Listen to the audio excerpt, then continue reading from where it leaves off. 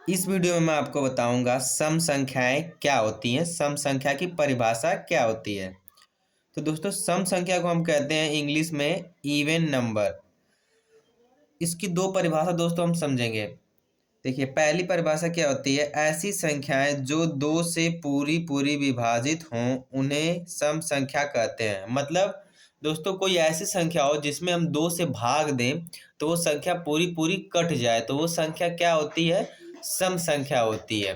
और दूसरी परिभाषा दोस्तों इसकी क्या है, देखिए ऐसी संख्याएं जिनके इकाई के स्थान पर 0, 2, 4, 6, 8 होते हैं वे संख्याएं सम संख्याएं कहलाती हैं। अब दोस्तों इन दोनों परिभाषाओं को हम समझेंगे कि दोनों परिभाषाओं में क्या है। देखिए पहली परिभाषा में क्या है, ऐसी संख्याएं जो दो से पूरी पूरी विभाजित हों सम संख्या कहलाती है। तब देखिए हम विभाजित करके आपको दिखाते हैं। जैसे मान लीजिए हमने ले लिया 10, एग्जाम्पल हमने ले लिया 10। अब दो से विभाजित करना मतलब दो से उसमें भाग देना है। तो जब दो से 210 में भाग देंगे तो 5 बार में 10 आ गया, ये पूरा पूरा कट गया, यहाँ कुछ भी नहीं बचा, मतलब पूरा पूरा विभाजित हो गया। तो ये क्या है, 10 हमारी सम संख्या है। अगर हम दोस्तों यहाँ पे मान लीजिए ले लेते हैं 13 और इसको हम दो से विभाजित करेंगे तो 2 छक 12, यहाँ हम लिखेंगे 12। घटाएंगे, यहाँ 3 में से 2 गया तो 1 बचेगा और 1 से 1 कट गया। यहाँ 1 जो दोस्तों वो शेष बच गया ना, तो इसकी मतलब ये 13 क्या है, ये सम संख्या नहीं है। यहाँ पे 13 जो है ये सम संख्या नहीं होगी।